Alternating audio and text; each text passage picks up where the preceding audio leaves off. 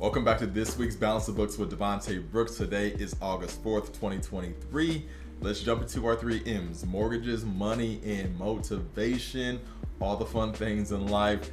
First part is our mortgage discussion and interest rates, things that people never want to talk about, right? But wow, it's been a week. Rates are back where they were last week at this time. They're hovering right around 7%. But it's been an exciting week. There's been a lot of action throughout the week. So earlier this week, Fitch downgraded the U.S. credit rating. That just sent the market into a frenzy. There was a stock market sell-off. It was just crazy, and mortgage rates popped up pretty significantly over a couple of days. And then you fast forward to today, and then the July jobs report came out, and it was weaker than the ADP report that came out a few days ago.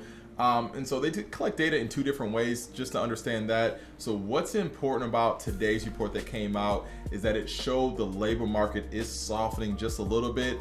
And as I said before, and it sounds bad, so I apologize, but for interest rates to go down, we need unemployment to go up or increase. We need some pain in our economy. And digging into the jobs report, it shows that part-time workers increased over 970,000 jobs, and full-time workers decreased by 585,000. Sorry about that. And then people that hold 2 jobs increased by $118,000. So what that is telling me is that people need to work 2 jobs to get by, or more people need to work 2 jobs to get by. But wage inflation is tapering down. So when we see cracks in wage inflation, that's going to send mortgage rates down, and that's going to allow us to get some relief. But again, it's going to be some pain to get there. So that's all I have about the mortgage market. If you want any other updates, feel free to reach out to me about that. Jumping to our money discussion, I want to talk about the difference between income and net worth. People are always so confused about this. Let's not make it confusing, okay?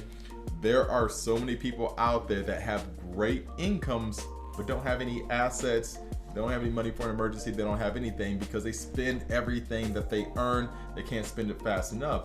Then there are people that are balance sheet rich but cash flow poor, meaning they have a lot of money in the bank, a lot of assets, but they have nothing coming in to replace that money, all right? A lot of people think that income is a great indicator of wealth. It really isn't, okay? Income is just a big shovel. It allows you to pick up more dirt, and that's it, and buy more things. That's all it's going to do for you. It doesn't give you a true picture where you stand financially. So net worth, plain and simple, it's assets minus liabilities. What's left over, that's the money that you can survive on or pass on to your family or anybody you want to. So I think the average net worth, and I'm sharing this chart in this video, it's a staggering number in my opinion. It leaves a lot to be desired. So I simply think, in my opinion, what net worth should be is how much money you have available to pay your bills if you aren't working for an extended amount of time. So if you don't have any money coming in and you can survive for a year without changing your lifestyle, you're good, right? You're in a really good position. But if you can't survive a month without any income, you are on shaky ground. I'm sorry to tell you, but remember, life is a marathon. It's not a race, not a sprint in a sense.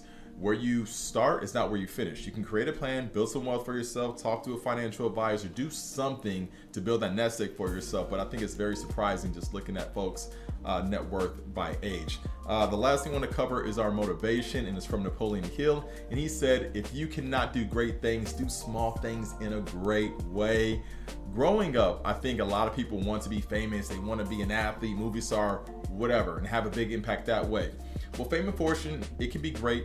But if you make small impacts in people's life over a long period of time, that is also a great thing too. It's not all about the glitz and glamour. Just do something good.